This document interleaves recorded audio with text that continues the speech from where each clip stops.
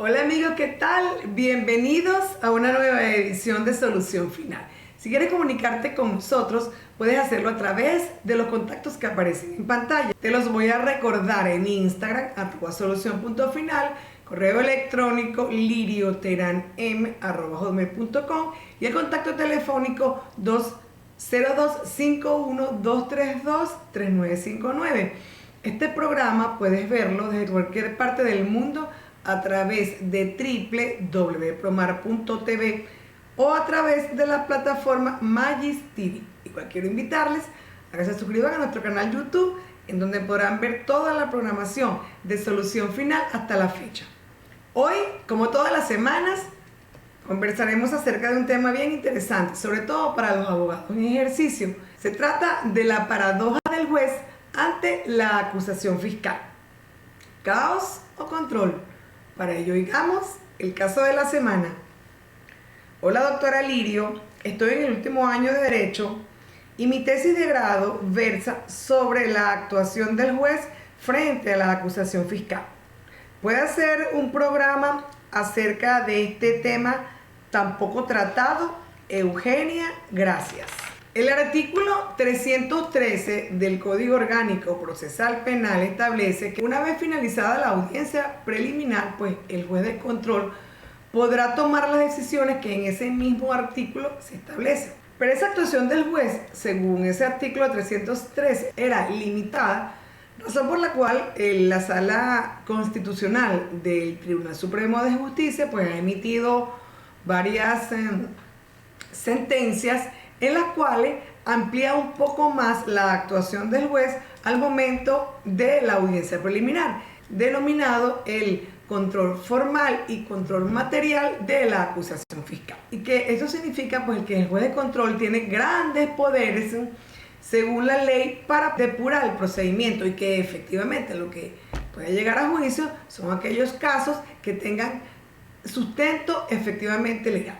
Es decir, el juez de control en la audiencia preliminar tiene el deber legal de revisar que la acusación fiscal cumpla con todos los requisitos formales que establece el artículo 308 del mismo código, pero también tiene la función de revisar exhaustivamente esos elementos de prueba y esos elementos de convicción pues, que lleva el fiscal a esta audiencia preliminar para que efectivamente exista un pronóstico de condena en contra del acusado o imputado. Eso quiere decir que el juez de control tiene la obligación legal de revisar exhaustivamente cada uno de esos elementos y que exista una coherencia total pues, entre la imputación que le hace el Ministerio Público a un ciudadano en relación a la comisión de un determinado delito con esos elementos que lleva el mismo fiscal para poder demostrar que efectivamente se cometió el hecho. Esos son para garantizar los postulados constitucionales del debido proceso y el derecho a la defensa. De ese tema vamos a conversar hoy. Para ello vamos a contar con la presencia vía online desde la ciudad de Caracas de un abogado especialista en derecho procesal penal con muchísima pericia en el área, con quien vamos a hablar efectivamente acerca de la importancia del control material y el control formal de la acusación. Vamos también a hablar del principio de veracidad de la acusación y, por supuesto, de lo que realmente significa el pronóstico de condena del imputado. Por supuesto, de que se le respeten a ese ciudadano que está siendo juzgado en un tribunal penal de todos sus derechos constitucionales y él puede ejercer el sagrado derecho a la defensa. Y, por supuesto, respetarse el debido proceso. Así que no te apartes de la pantalla de Promar Televisión, que en el próximo espacio iniciamos la conversación con el invitado de la noche. Ya regresamos.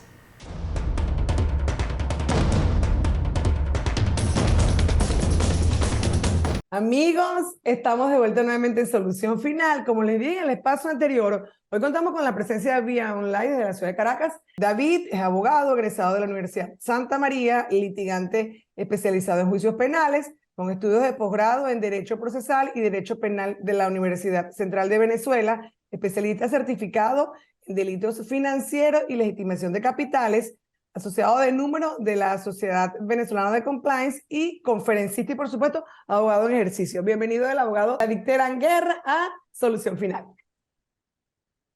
¿Cómo David, estás? Qué bueno, qué gusto, qué ya va, gusto. David, ya va, David. Es David Terán Guerra, ¿verdad?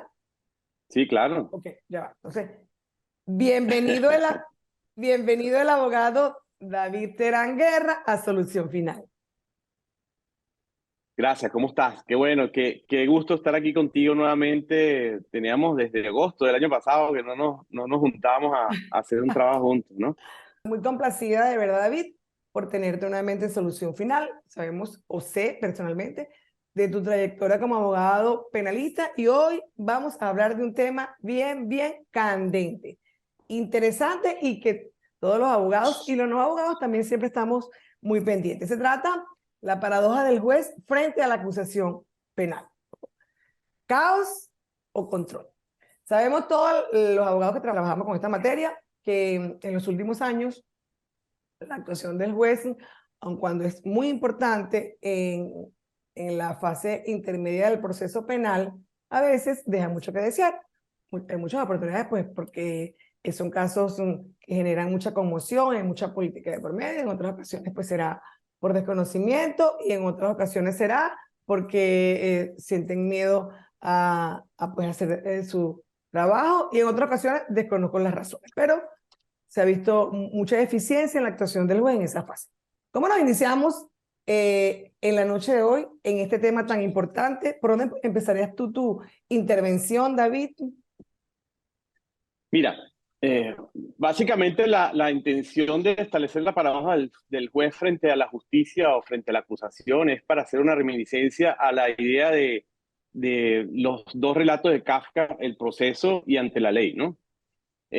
Uno de los grandes problemas que nos hemos enfrentado los abogados litigantes es que cuando nos enfrentamos los abogados litigantes, los usuarios, las víctimas, los imputados, los familiares, en estas nuevas ideas de circuitos judiciales que no son tan nuevas, ya tienen muchísimos años, pero bueno, fue una iniciativa que gracias a Dios en Caracas no caló porque nos permite todavía tener acceso a la estructura formal, cada juez con su secretario, por lo menos en la fase de control, y que sería fase intermedia y fase de investigación.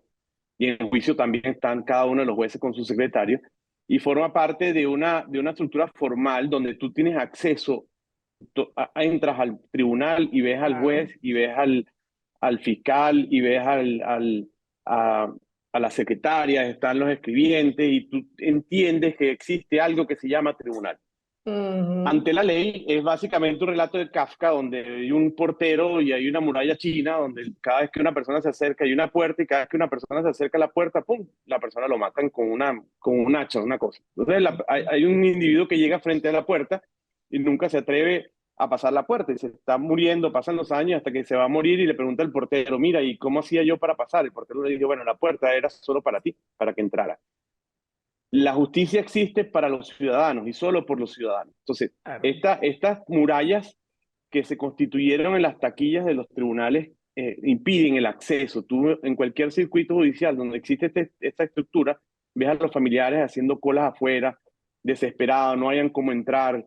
Y hay un portero, que en este caso son los que están detrás de las taquillas, que son los que administran quién tiene acceso y quién no tiene acceso a eso en las condiciones que supuestamente son las más justas, cosa que Claro. es falso porque todos entendemos que no es así, no funciona de esa manera. Entonces, el sistema lamentablemente se presentó bajo esta estructura. Y si sumamos a la otra fase, que es el tema del proceso de Kafka, son estos juicios, que ahí es donde entra entonces lo que vamos a hablar hoy, que es el juez frente a la acusación. Estos juicios que no tienen ninguna justificación, que no hay ningún razonamiento, que no existe una coherencia entre la realidad y lo que está en el expediente. Entonces, no hay manera de explicar por qué existe un proceso y cuál es la función del juez, cómo de alguna manera en algunos casos hay algunas excepciones, pero en la Claro. gran generalidad es que el juez se ha transformado en simplemente un gestor de trámite. Sí. Y no lo digo yo, lo dice una sentencia de la Sala de Casación Penal del 20 de septiembre del 2021, donde dijo la 117, que dijo que, bueno, que el juez no es simplemente una persona que recibe un escrito y le da trámite para que continúe a la siguiente fase. El juez de control tiene que necesariamente hacer un análisis material, un análisis de legalidad, un análisis de constitucionalidad y un análisis de materialidad o de derecho sustantivo de lo que se le va a presentar para definir un tema decidente. ¿Qué es el tema decidiendo? ¿Por qué te van a enjuiciar? ¿Para qué te van a enjuiciar? ¿Con qué te van a enjuiciar?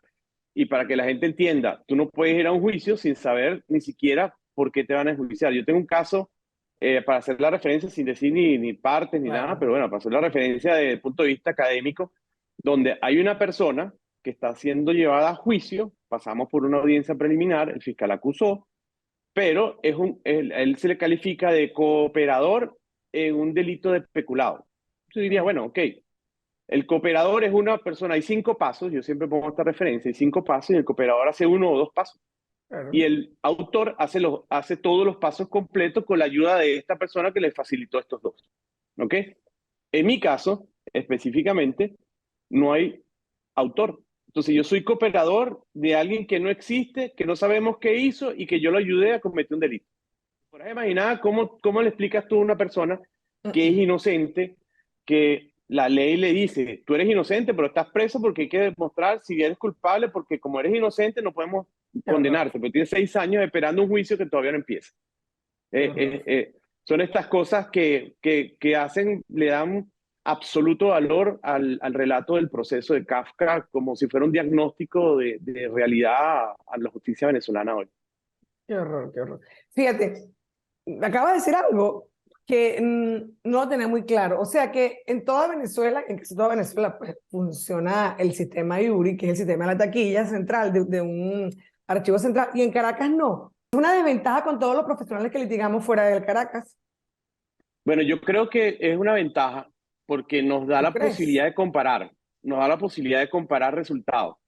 Entonces, cuando digo esto, no lo digo de forma peyorativa para el interior, lo digo más bien como que para que la gente que nos escuche, ojalá alguien que tenga la capacidad de pensar y de poner orden en este tema nos escuche, porque el problema es que el sistema Yuri en Lomna no funciona, en penal no funciona, en ningún lado funciona. Trataron de hacer algo como para vamos a garantizar la transparencia y lo que hicieron fue garantizar poner una llave con un candado que solamente unas pocas personas tienen acceso a él.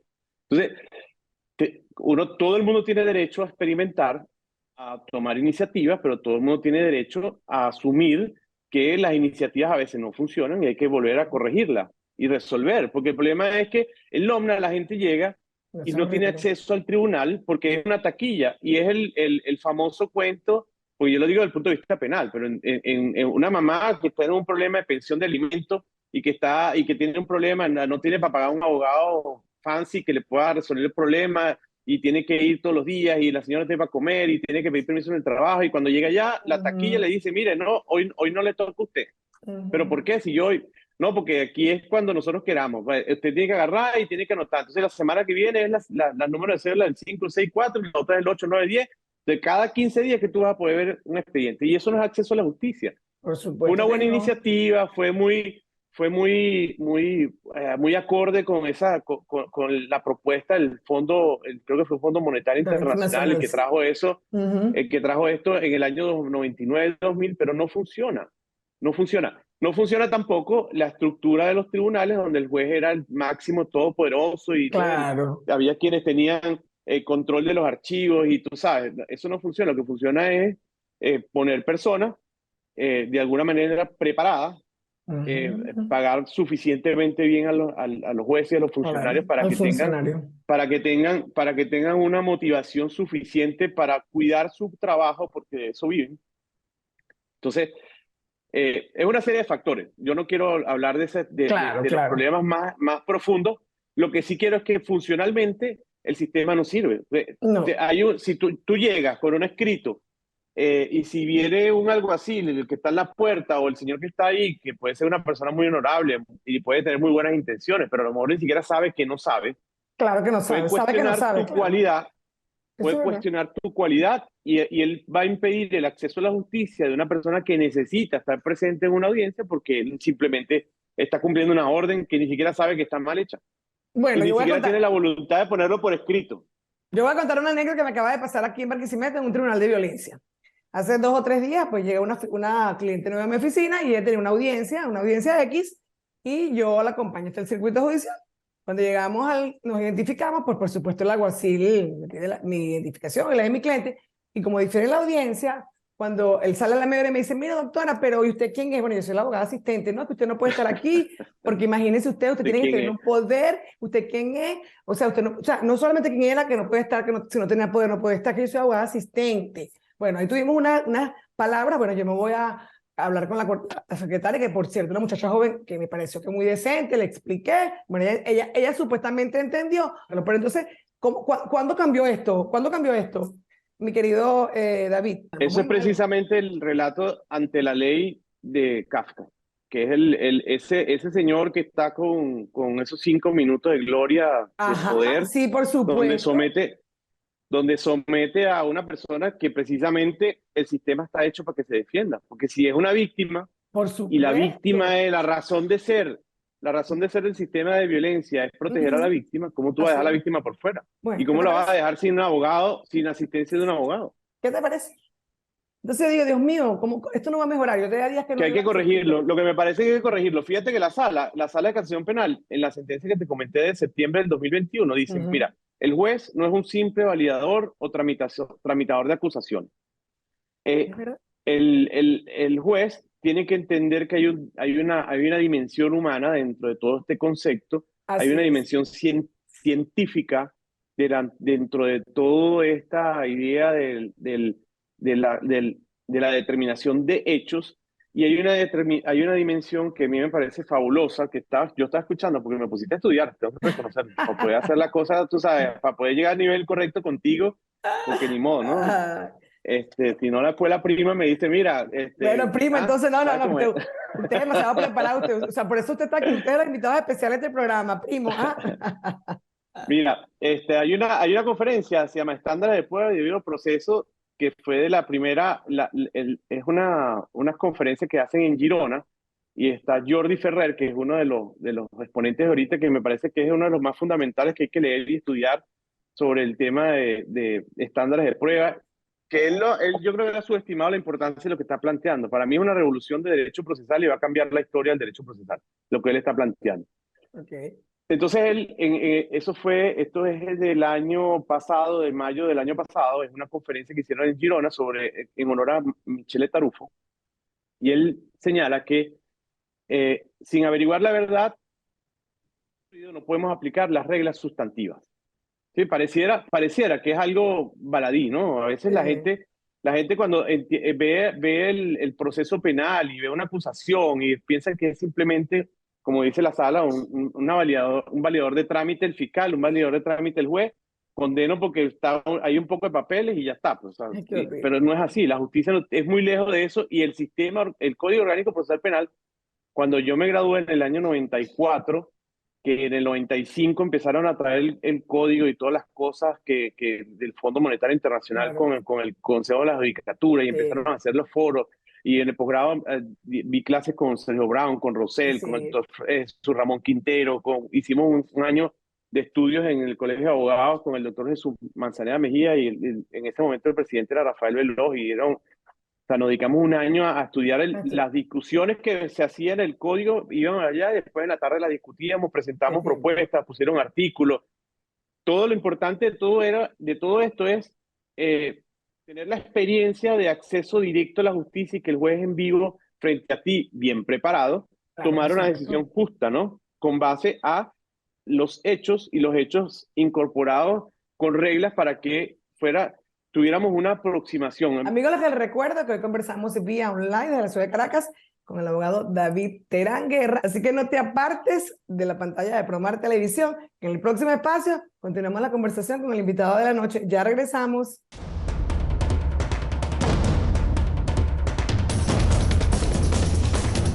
Estamos de vuelta nuevamente en Solución Final. Hoy conversamos vía online de la ciudad de Caracas con el abogado David Terán Guerra acerca de un tema bien controvertido: la paradoja del juez penal venezolano. ¿Caos o control?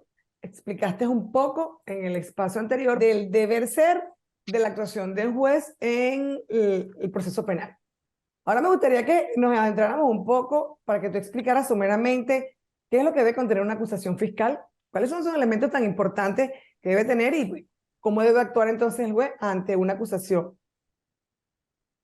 Mira, para cerrar la idea que quedó pendiente del segmento anterior, básicamente lo más importante es que la verdad, que es la idea de Tarski, que la incorpora en la doctrina, es que la verdad debe ser correspondencia con la realidad. Básicamente, un enunciado para ser válido tiene que tener una correspondencia con la realidad. Si no se corresponde con lo que pasó en la realidad, no existe posibilidad de aplicar la norma sustantiva, porque no hay manera de condenar a una persona, estaría fallando la justicia, violando el artículo 13 del Código Orgánico Procesal Penal, si no se corresponde con la verdad de los hechos, lo que se está estableciendo en la sentencia definitiva. Y es gravísimo, porque hasta ahora todo el mundo ha pensado que la acusación es simplemente una lista como de mercado, un menú, ¿no? Donde tú agarras y explicas cómo está constituida cada uno de los platos, y no es así. La acusación tiene que tener unos elementos fundamentales o sea, que tienen como finalidad esencial establecer una hipótesis de investigación. Esa hipótesis de investigación se traduce después en una hipótesis de responsabilidad, y esa hipótesis de responsabilidad es la que se va a traducir en los hechos. ¿Por qué? ¿Qué es lo importante de esta idea? Yo sé que a veces es complicado poder decir estas ideas, si son un poquito abstractas, ¿no? Y vamos a tratar de llevarlas, a aterrizarlas un poco a la realidad. Fíjate, Karl Popper, en el libro Conjeturas y Refutaciones, esto me fascina, en la página 381, va a ser una cita de una sola línea. Dice, una inferencia, ¿ok? De la regla de inferencia. Es válida la regla de inferencia en la cual se apela si la regla de inferencia es válida si y solo si nunca puede conducir a una premisa verdadera, de una premisa verdadera a una premisa falsa. En otras palabras, tú no puedes llegar a una conclusión a partir de un hecho que no es cierto, Claro. a una conclusión donde tú estás estableciendo un hecho como válido. El caso que te ponía al principio. Una persona que está acusada por cooperador de otra persona que no se sabe quién es, no sabe qué hicieron, no sabe qué fue lo que él hizo, no hay hechos que determinen exactamente qué es lo que hizo. Entonces, ¿qué es lo que debe hacer la acusación?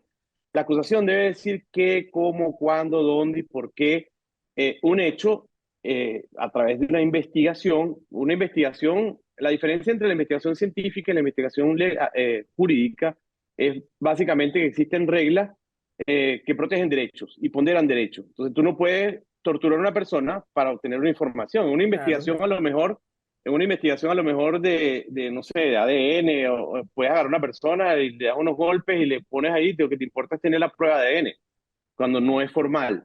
Ahora, tú no puedes obtener una prueba violando derechos y garantías constitucionales. El primer estanco que limita el ejercicio del poder, porque el poder debe ser limitado. Imagínate, un individuo tiene todos los fiscales, toda la policía, todos los jueces, todo el mundo contra él solo. Claro, ¿Y qué es lo único que lo protege a él? Más allá de que piensen que los abogados hacemos magia y somos los que traducimos esto y que somos los poderosos, no, lo que lo protege es la ley y la por constitución. supuesto, lo único, Y la obligación del el debido juez, proceso que se le lleve en claro, contra. Claro que la, sí, así es, así es. y la obligación del juez de proteger específicamente eso. Entonces, fíjate, hay una conferencia que yo la recomiendo mucho, está en Universidad Fundación, de un juez, creo que es apellido Palacio, que es chileno, que habla sobre la función del juez de control durante la investigación. Él habla ahí precisamente del juez de control de garantía, para que todas estas investigaciones y todas estas pruebas que se incorporan al proceso cumplan con la debida legalidad para poder ser empleadas en la acusación y después ser empleadas en el juicio. Entonces, el juez se enfrenta a un acto conclusivo presentado por el fiscal que debería tener, bueno, tú sabes que a mí no me gusta mucho leer artículos y estas cosas, ¿no? Hacer referencia de lo que debe contener la Sí, acusación y claro. tal, estas cosas. Bueno, La ley, básicamente claro. el 308 y ahí están los ordinales y tal, ¿no? Por supuesto. Yo creo que más le damos contenido, más le damos una especie de contenido. La acusación establece hechos. Los hechos, ¿cómo los voy a probar? Entonces, ¿cómo los voy a probar? Tiene que responder a utilidad, pertinencia y necesidad. Y vamos a entrar un poquito a hablar sobre esto, porque esto es el quiz más importante del Claro. asunto. Así es. Esa es la esencia del control formal, material, constitucional, legal. Porque eso es lo que precisamente de eso es lo que se tiene que, esa es la obligación fundamental y la única razón de ser del juez es ejercer el control constitucional, legal, material y formal de la acusación. Porque si no, ¿para qué está el juez? Si no, de una vez pasamos directo y vamos a juicio. Claro. Hemos escuchado ideas como pronóstico de condena, pero fíjate, hay unas cosas que son, a mí me parecen simpáticas porque me parece que son una circularidad, falacias circulares donde la sala toma una iniciativa, pero después se inhibe al hacer una descripción correcta de qué estamos hablando de pronóstico de condena. Por ejemplo, la sentencia que hice referencia anteriormente, la 117 del 2021, de septiembre de 2021, dice, hay control de la acusación, el control de la acusación y el pronóstico de condena reside mediante el control de la acusación y concretamente en el control material. Dice, bueno, el control es el control porque el control como está controlado, controló. El problema no está ahí. El problema es que hay que darle contenido a exactamente qué estamos eso, buscando. claro, por Claro, supuesto. qué estamos buscando. Entonces, la inferencia, como establece la inferencia de Popper y como dice Jordi Ferrer en la conferencia, solamente podemos llegar a aplicar la ley sustantiva, tenemos derecho a aplicar la ley sustantiva solamente si podemos establecer hechos de forma legal y además verdaderos. Ese es el quid fundamental del problema. Entonces, el control de la acusación, fíjate, hay una regla general. Quien mata a otro debe ser sancionado. Esa es la regla general. ¿Ok? La regla específica debe establecer a través de hechos que deben tener una correspondencia con la realidad y no deben ser presunciones. Tú no puedes presumir quién es el responsable, tienes que demostrarlo a través de medios de prueba que son incorporados al proceso, conforme a las reglas y todo este tema. Yo tengo una discusión con René Moro sobre si las pruebas de la fase de investigación son pruebas o son elementos de Sí, convicción, René, sí. o si el Sí, entonces, y si ella dice que solamente son las de juicio, yo tengo una tesis fundamental que se refiere a que las pruebas para vencer coactivamente la presunción de inocencia solamente son aquellas que se presentan en juicio. Es decir, tú dices, yo soy inocente, y para vencer esa presunción de inocencia tiene que ir a juicio y presentarse los medios de prueba, practicarse en juicio, control, contradicción y mediación y todas estas cosas. Ahora, cuando no es controvertido, los elementos de convicción se transforman en pruebas. Porque ¿qué es la prueba? La prueba es lo que determina el juez que está probado. Por lo otro es medio de prueba. Claro. Entonces, es la conclusión, la diferencia que extrae el juez cuando hace la valoración que determina si un hecho está probado o no está probado. Y aquí es donde empiezan los problemas. Porque hasta ahora, antes cuando me acuerdo siempre que había una falacia de autoridad que era un estándar de prueba que definía el código de enjuiciamiento criminal. Dos testigos presenciales hablan y contestan en plena prueba. Eso viene del código de Hammurabi, ¿sabes? Esa idea de dos testigos presenciales. Pero el problema es que dos testigos presenciales hablen y contesten podía ser absolutamente falso. Por supuesto. No porque tuvieran la voluntad de hacerlo falso, porque la declaración del testigo es simplemente una apreciación sensorial, Subjetiva, claro, subjetiva de una persona, por subjetiva, supuesto, claro que sí. memoria selectiva. Aquí hay dos trabajos fundamentales para evaluar el tema del testigo, que es uno de Manzanero, que es la psicología del testimonio, que es un español, y otro de Schachter, que se llama Los 7 pecados de la memoria. Son dos trabajos que yo los recomiendo para entender este tema. Pero el tema de que el estándar de prueba que establecía en ese momento para establecer como válido un hecho la ley implicaba que desconocíamos, nos apartábamos de la verdad. Y lo importante era tener la prueba conforme a lo que establecía la norma y no la verdad. Claro. Entonces, el problema es que el riesgo de error se traduce entonces en que no nos importa la inocencia, nos importa es el formalismo. Más nada, ese es el riesgo y la gravedad para por imputado. Eso es verdad. Sí. Cuando entramos en el Código Orgánico Procesal Penal, pusimos, bueno, libre prueba, libre valoración. Si es libre valoración, no hay reglas. Si hay reglas, no hay reglas. La sana crítica no son reglas de valoración, son reglas de garantía de razonamiento probatorio. Entonces ahí es donde todo el mundo, porque tú escuchas a los jueces decir, se evalúan conforme a las reglas de la sana crítica, los conocimientos científicos, y se ha probado tal cosa. ¿Y qué está diciendo? No está diciendo nada.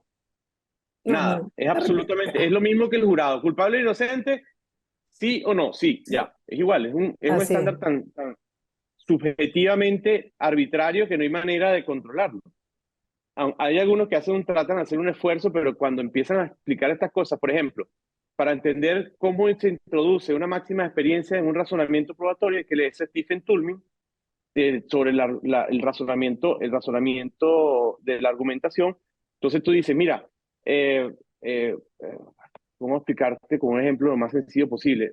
Uno tiene una idea, esa idea la vas a confrontar, vas a tener una conclusión, esa conclusión la vas a confrontar con una máxima experiencia y la máxima experiencia te va a decir si esa idea tiene sentido, es lógica o no es lógica o tiene alguna, más o menos se adhiere a la realidad de lo que todo el mundo entiende como que el agua moja. Ajá, tienes agua en la mano, metes el dedo, el agua moja, la Claro, máxima experiencia te dice que si tú tocas el agua se impregna en ti, queda, ok, más o menos el agua moja, en la máxima experiencia que si lo toca el fuego, que yo creo que es la forma más sencilla de probar. Hay algo que te parece fuego, tú agarras y dices, mira, si lo tocas hay un aumento de calor, si lo tocas te puede causar una lesión, tú pones la mano, te quemó, ok, ahí está la prueba, el calor, está la lesión, hay fuego, se describen las características y las máximas, las normas científicas, las máximas experiencias te validan la claro, conclusión. eso, Esa por es más o menos supuesto. la forma de establecerlo. Ahora, ¿por qué hablo todo esto? Porque necesitamos que se valore todos estos elementos cuando vamos a establecer la admisibilidad de la acusación. Ujú. Esto nos va a servir para valorar los hechos, para valorar si esos hechos encuadran dentro de una norma jurídica y si esa norma jurídica, esos medios de prueba tienen la capacidad de demostrar lo que los hechos de la norma jurídica requieren como premisa mayor y los hechos de la norma específica requieren. Entonces, eh, esto es un tema que lo desarrolla muy bien Carmen Vázquez en una conferencia que hizo en México. Ella también es de Girona. Ella, en esa conferencia, ella plantea eh, que es necesario establecer el criterio de relevancia. Entonces, cuando uno entiende la idea de relevancia y entiende Mm, el control de la relevancia se aplica, no solo, ella lo pone como criterio de admisibilidad de la prueba, pero yo lo extiendo como criterio de admisibilidad de la acusación. claro, Y aquí es donde nace entonces el control formal, constitucional, material y sustantivo de la acusación. El pronóstico de condena, nos han dicho, es un análisis de verosimilitud. Ok, ¿y qué significa eso? Lo que el juez, hasta ahora es lo que el juez le dé la gana, porque no hay más nada. No hay una explicación. Todas las claro. sentencias que puedes buscar, la del 2005, yo tengo una lista, después te la paso para que la publiques ahí, Ok, con todas las sentencias. Tengo como 50 sentencias analizando cada uno de los puntos de la acusación, análisis de tipicidad, cómo debes plantearlo, como una excepción, no excepción, todo eso está ahí. El doctor Giovanni Rionero hace una extraordinaria función resumiendo esos datos claro. en su post. Yo siempre le digo a la gente, hay que dar las gracias a Giovanni, pero hay que hacer la tarea, hay que leer la sentencia. Por supuesto. Si no lees la Eso es lo sentencia, más pero importante. es que a mí Ujú. me han puesto decisiones Así, totalmente descontextualizadas solamente claro, haciendo la cita de lo que vieron en el post. Entonces, así es, así es es. delicado. Es que ese es el Hay problema, que que ser no responsable, hay que leemos. hacer la tarea. Sí. Claro, por Entonces, supuesto. mira, para entrar otra vez en tema de la relevancia, que sería lo más importante del tema de la acusación. Una acusación, el fiscal puede pedir lo que le dé la gana, porque el fiscal es parte. Hay una ética pública, hay un elemento el sistema tiene una necesidad de veracidad para poder tomar una decisión, pero es el sistema como tal. Pero el fiscal tiene una necesidad de probar su tesis. Claro, La parte tiene la necesidad de probar su tesis. Ahí es donde entra la teoría del caso, esos temas que son metodologías de argumentación. La teoría del caso no es un sistema probatorio, ni es un sistema de... no, Eso yo quiero claro. aclararlo porque eso, bueno, pero es que va, que la gente me dice, no, pero es que tú no puedes hablar de verdad en el proceso, porque la verdad es lo que se muestra en el proceso. Si es así, el margen de error es absolutamente incontrolable, No, claro, por porque supuesto. el único Ah, margen, bueno, pero es que ya, escucharás y lo verás, y lo Así verás es. por escrito. Hay mucha gente responsable, profesionales extraordinarios que defienden la teoría del caso, porque la teoría del caso, como la ven ellos, es una derivación de la teoría del caso americano, y básicamente es para hablar con el jurado, y el jurado no tiene que argumentar, es íntima convicción, y ellos Ujú. deciden lo que le da la gana como le da la gana, y no tienen que explicarlo. Así Y tú es. lo que haces es argumentar y persuades y tal, pero está ahí. Ahora, cuando tienes que motivar, es cuando cambia la cosa. Por supuesto, y es lo más grave y lo más importante. Yo te voy a hablar a ti en este Sí, momento, te voy a hablar, David, y siento mucho más preocupación cuando ese análisis, claro, porque hay que hacer un análisis muy profundo y de mucho conocimiento para que entonces el juez pueda admitir o no una acusación. Porque yo también creo que en los últimos tiempos los jueces no le dan importancia a la responsabilidad que tienen al momento de emitir una acusación, porque es muy fácil, bueno, yo lo veo, a lo mejor lo que voy a decir en este momento puede afectar el sentimentalismo de algunos jueces, pero es que cuando tú vas a una audiencia preliminar y tú oyes, después que las partes pueden estar exponiendo 2 horas, y cuando el juez dice, bueno, mire, ya la decisión, sin lugar las excepciones, admitir la acusación, vamos para juicio. Eso dura 1 minuto, después que tú hablas 4 horas, entonces no le dan importancia a la función que tiene. lo peor es que después la motivación es la copia de la acusación. Claro, exactamente igual, es que exactamente igual, no hay Y eso es motivación. inmotivación, y eso es inmotivación, es tan grave porque eso deja sin contenido el deber de establecer la relevancia. Porque, ¿qué pasa? Déjame aterrizar un poquito el concepto de relevancia. No sé si tenemos tiempo todavía, Tenemos un porque minuto para seguir, para vamos al otro. No, tenemos un vamos a minuto. abrir entonces la idea.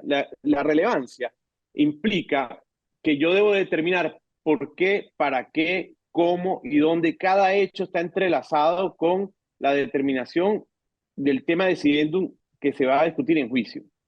Entonces, si yo no puedo establecer eso y eso no queda establecido en el auto de pase a juicio, ¿para qué tenemos audiencia preliminar? Si en el auto de apertura a juicio el juez hace lo que le da la gana y vamos a hablar lo que nos da la gana. ¿Para qué tenemos una acusación si todo se va a reeditar otra vez?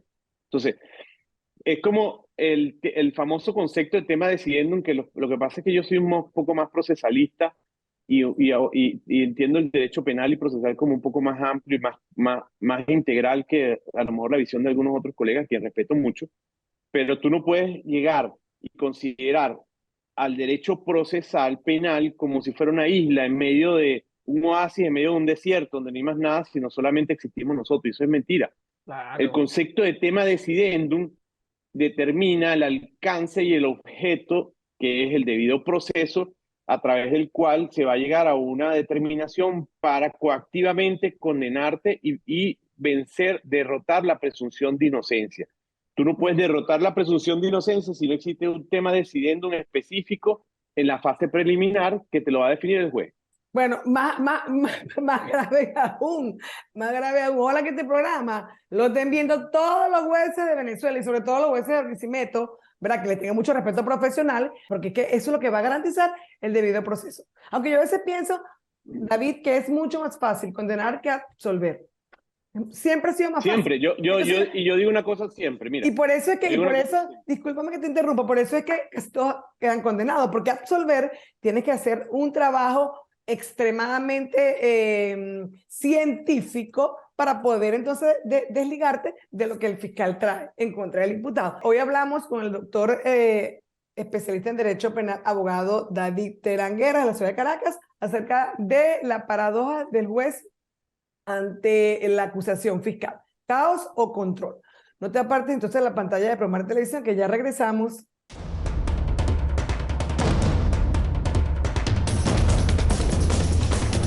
Amigos, estamos de vuelta nuevamente en Solución Final. Hoy conversamos en vía online desde la ciudad de Caracas con el abogado David Terán Guerra acerca de la paradoja del juez ante la acusación penal. ¿Caos o control? Bueno, estoy excedida en el tiempo, te lo debo a ti, pero el tema es demasiado interesante. Te cedo para que tú termines la idea y luego nos des tus recomendaciones finales ante este tema tan importante que estamos tratando la noche de hoy. Mira, sí, uno se apasiona y empieza a hablar más de la cuenta, ¿no? El tema principalmente, el criterio de relevancia es la piedra filosofal de este punto de control, si es caos o control.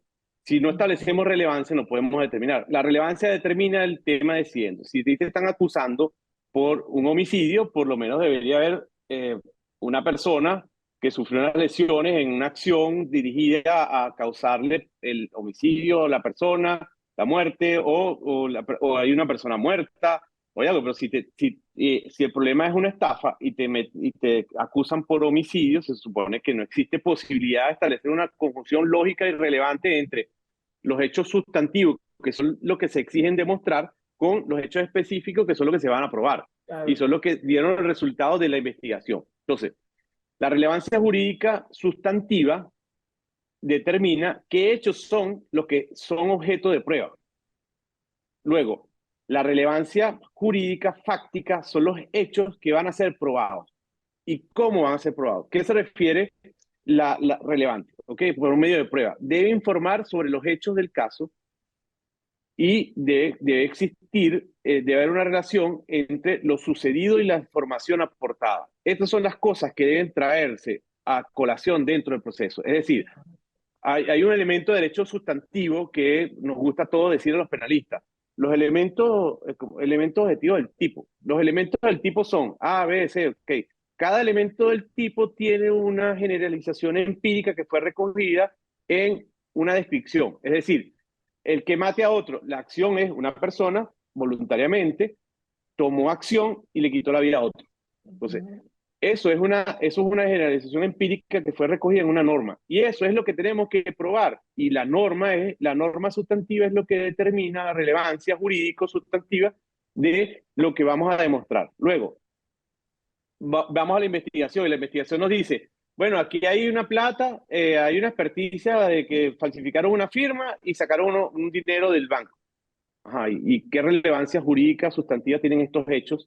¿Cómo puedes admitir una acusación? Pareciera una locura, pero es que el caso que estoy comentando del peculado y la persona y todas estas cosas, evidentemente la juez admitió la acusación, nadie sabe quién es el principal, no sabemos qué hizo, no sabemos cómo lo ayudó, no tenemos experticia, el contrato objeto de la investigación no fue promovido como prueba, no hay nada, pero el señor va a juicio y tiene 6 años preso. Entonces, la relevancia es importante porque entonces debemos definir la relación entre la realidad y la norma. Y entonces venimos a otros elementos fundamentales. La licitud de las pruebas o la licitud del procedimiento tienen controles de constitucionalidad y legalidad. Y esto es parte de las normas, el 175, la forma como se obtiene la información, la forma como se obtuvo información de una grabación telefónica, cómo se hizo un allanamiento. Aunque eso se haya discutido durante la fase de investigación, el juez de control tiene la obligación de verificar si esa data puede ser objeto de juicio. Y ahí es donde entra el libro de Miranda Strampe y su propuesta, que eso viene del sistema americano, el fruto del árbol envenenado. El fruto del árbol envenenado es un análisis que se hace sobre la legalidad de la información y esa conclusión, esa inferencia que se saca de eso, puede ser o no puede ser usado. Eso tiene que hacer el juez de control. Si eso no lo hace el juez de control, ¿qué está haciendo el juez de control? Me va a llevar a un juicio para juzgarme por una información que se obtuvo a través de una tortura o de una intromisión indebida en un domicilio o de una interceptación ilícita de una comunicación privada. Claro. Y ese es el elemento fundamental para llevarme a juicio. Y vamos a escuchar a los funcionarios cómo me pincharon el teléfono y me vas a condenar con eso. Es ilógico. Entonces, totalmente. Otro elemento donde se excusan los jueces, donde se esconden los jueces para todo este tema, los jueces de control, son la redundancia de pruebas. Utilidad, pertinencia, necesidad y todas estas cosas. Okay. Ellos repiten las declaraciones de los funcionarios. Los funcionarios cuando llegan a una investigación, ellos van a hacer, ya pasó todo, y ellos lo que están es haciendo trámites burocráticos. ¿Ok? Claro. Están levantando fotos, están levantando evidencias, tienen que cumplir con los requisitos del manual de evidencia, todo este tema, ellos generan una hipótesis de investigación. Pero ellos no son pruebas. Ellos son elementos de prueba, ellos lo que son es elementos de fijación de situaciones de hecho en el momento en que llegaron. Ellos lo que van a determinar, mira, la declaración del funcionario es para ver si se hizo legal, si se cumplieron las normas, si se estableció la cadena de custodia, para eso es que sirve la declaración del funcionario. El funcionario no va a declarar a menos que haya llegado y sea una situación infragante, y entonces el funcionario se transforma en testigo. Por supuesto, así es. Entonces, la redundancia es básicamente, y es donde los jueces deben ser bien objetivos, es, mira, la relevancia jurídica o sustantiva, la relevancia jurídico-fáctica determinó tal hecho. Ajá, ¿con qué voy a probar eso? Bueno, mira, con todos los funcionarios que vinieron, que entraron por la puerta, llegaron al sitio y vieron al muerto. Ajá, ¿qué prueba eso? Nada. Oye, que había un Todo el mundo muerto, que se había un queda. muerto. Eso es lo que prueba que había un muerto. No, lo único que prueba es que ellos lo llamaron, llegaron, entraron y vieron una situación y se fueron. Y ya, eso es todo. Eso es ¿Quién verdad. fue? No sabemos. No prueba Entonces, ninguna ahí culpabilidad. sí, esos son elementos fundamentales. Entonces, fíjate, yo siempre para ir un poquito más, para avanzar, porque sé que el tiempo aquí en la televisión nos mata, yo siempre recuerdo, sugiero que adicionemos a todas estas cosas, hay un informe que se llama el informe PECAS, que es el informe del Consejo de Asesores del Presidente en Ciencia y Tecnología de los Estados Unidos del año 2016, está en la revista Question Facti, que la consigue en internet y es gratis, y es accesible. O sea, todo lo que les voy a decir está accesible y es gratis. En este informe, que lo pidió el presidente Obama, hace un análisis de todas las experticias y de todas las pruebas científicas y determina qué pruebas son fiables y que establece un concepto de fiabilidad, es decir, validez y adicionalmente que tenga credibilidad y cómo debemos tener credibilidad sobre estas cosas. Hay un informe del 2009, que es el informe NAS, que es de la Academia Nacional de Ciencias de los Estados Unidos, que también trae un análisis sobre estos elementos. Si leen el informe PECAS, la única prueba que ellos dicen que tiene validez y que puede servir para algo es el ADN, hasta que aparezca algo diferente. Imagínate tú. Siempre y cuando la mezcla esté mezclada, solamente la muestra tenga dos muestras de ADN diferentes. Si son tres, ya no sirve. Entonces, la prueba de grafotécnica, la prueba dactiloscópica, ellos dicen que casi que es como una prueba de leer el tabaco, más o menos. Es que yo pienso igual que eso. O sea, pues no sirve para nada. Sí.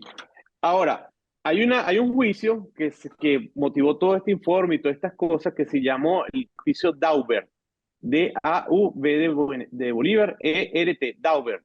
El juicio Daubert fue un juicio por unos medicamentos, unas cosas, un juicio civil en Estados Unidos. Pero lo interesante es que el concepto de fiabilidad de las pruebas técnicas, este juicio definió algunas cosas importantes. Entonces, para admitir una prueba técnica deben establecer unos parámetros que son fundamentales que hay que identificar. Esto es para dar un aporte fuera de la caja, ¿no? Claro. Déjame que tengo aquí otro elemento importante. Es significativamente importante considerar que el juez de control debe, para hacer el análisis, tener varias cosas. Primero, entender que hay que estudiar y que esa es la tarea, ¿no? Eso es lo más importante. Por Okay, y si supuesto. viene un caso, tienes que saber, como juez, tú tienes que saber más que las partes. Claro. De Sí, los debe hechos ser. no, de los hechos no, pero No, por del lo menos de la derecho. Claro, por jurisprudencia, del supuesto. derecho, de la Claro. doctrina, de todas las cosas, y no usar falacias de autoridad para justificarse. Por ejemplo, típica falacia de autoridad. Es que lo dijo el experto, y como lo dijo el experto, porque en México hay un caso famoso de que usaron la Ouija como una prueba en contra de una persona. Entonces, Qué como lo dijo el horror, experto, y el experto usó la Ouija, y la Ouija dijo que fue fulano, entonces la Ouija la prueba en contra de él, y admite una acusación porque la Ouija lo dijo. Te podrás imaginar la locura, ¿no? Yo siempre recomiendo el libro de Ética como fundamento de la justicia, que es el discurso de incorporación como miembro de número de la doctora Cecilia Sosa Gómez Ok. a la Academia de Ciencias Políticas. Eso es fabuloso, lo consiguen por internet, es gratis. Hay un libro de la prueba ilegítima por inconstitucionalidad del doctor Cabrera. Independientemente que puedan estar de acuerdo, quieran o no quieran, el doctor Claro. Cabrera para mí es una de las mentes más importantes y más lúcidas en materia probatoria Así de es. Latinoamérica. El libro de Miranda Stamper, La mínima actividad probatoria y Pruebas sin convicción, de Jordi Ferrer Beltrán. Esos libros son, eso debería ser casi que los libros ahí tenemos Venezuela y el mundo, ¿no? Esas son cosas que nos van a cambiar cualquier cosa. Fíjate lo incomprensible, ya para cerrar la idea del famoso pronóstico de condena, que nadie lo explica, pero todo el mundo dice que existe el Sí. pronóstico de condena. Es un examen de verosimilitud. Cuando vas al concepto de verosimilitud, tienes que irte a la filosofía y a la gente que ha hablado seriamente de este tema, Karl Popper, Kant, un montón de gente, y te das cuenta que el concepto de verosimilitud, como lo manejamos nosotros, está por encima, está fuera de contexto. Ok. Pero bueno, a la sentencia del 3 de agosto del 2007 de la Sala de Casación Penal, la número 1676, dice que no hay pronóstico de condena si el acusador no aporta ninguna prueba. Bueno, evidentemente, ¿cómo te van a acusar sin prueba? Por Esto supuesto. es absolutamente absurdo que tú me vayas a explicar Claro. que esto no es pronóstico de condena. Si tengo que explicarle a estos jueces, tendría yo que considerar si realmente este juez necesita ser juez. Claro, no puede ser juez, para empezar por ahí. Cuando el acusador aporte prueba, pero esta evidente y claramente carezca de suficiente solidez para generar un pronóstico de condena contra el imputado. Ok, siempre han dicho, los elementos de convicción no pueden ser analizados por el juez de control. Entonces, ¿cómo yo hago este análisis? Sí, eso es un absurdo. Eso es un absurdo.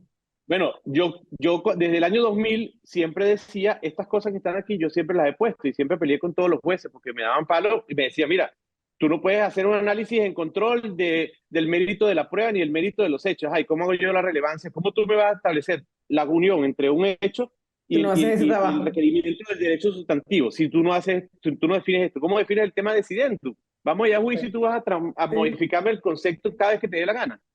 Y la otra es cuando se acuse a una persona por la comisión de una figura punible inexistente en nuestra legislación. Ajá, claro. te acusé de un delito que no existe. De verdad Mm. que esta sentencia, yo alabo la iniciativa, pero no aportan. ¿Cuáles son tus redes para que te puedan contactar, David? @Terán Guerra 1. Ahí, casi todas son iguales. Ahí está Twitter, Instagram, todas son por ahí. Todos tienen Quisiera- ese mismo concepto. ¿Quisieras agregar algo más Mastodon, para, quisieras agregar algo más para pedirnos al programa? sí, mira, es un llamado de conciencia. Los jueces tienen que entender que algún día ellos pueden estar sentados del otro lado como le ha pasado a mucha gente. Claro. Entonces necesitamos crear una cultura jurídica que abra las puertas, no solamente desde el punto de vista ético, desde el punto de vista científico, desde el punto de vista moral, si lo queremos llamar de alguna manera. A mí el Claro. concepto moral no me gusta mucho, pero bueno, pero lo importante es que debemos llamar a la reflexión. Tenemos que mejorar el nivel, tenemos que, para derrotar la presunción de inocencia debe existir un verdadero juicio sobre los hechos y sobre lo que exige la norma.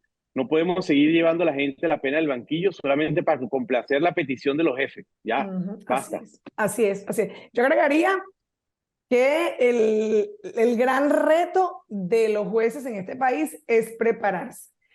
Uno, educarse según la especialidad. Y dos, también un llamado a la reflexión. ¿Qué es lo que tú quieres hacer? ¿Cómo quieres ser recordado? ¿Como un profesional próspero, un profesional ético, o pues como una persona que pasaste por un cargo un montón de años y bueno, trabajaste siempre para los intereses de un jefe? Que en definitiva eso no te va a ayudar nada Mira, porque la experiencia dice que todos los que han salido igual hoy en día ni siquiera litigan.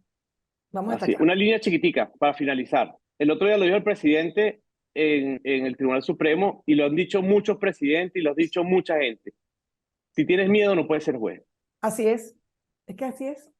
Entonces vamos a hacer un llamado a todos estos jueces que se preparen, que dejen el miedo, que es una cosa muy cierta. Algún día vas a estar fuera de ese cargo. Los cargos, esos cargos de Poder Judicial nunca han sido para toda la vida. Bueno, hoy en día prepárate y lúcete como un buen juez. Aparte de ser un juez preparado, o sea, tener personalidad, porque tú vas a veces a hablar con un juez para explicarle algo de derecho. No, yo que usted no puede hablar. ¿Y quién te ha dicho a ti que yo voy a corromper un juez en una sala de juicio o una sala de audiencia? Esa no existe, David. Entonces, hay que No ser existe. y parecer. No hay más nada que decir, sino que nunca es tarde para hacer el bien. Y definitivamente, si tú conoces el problema, encontrarás la solución final. Nos vemos la próxima semana, Dios mediante. Chao.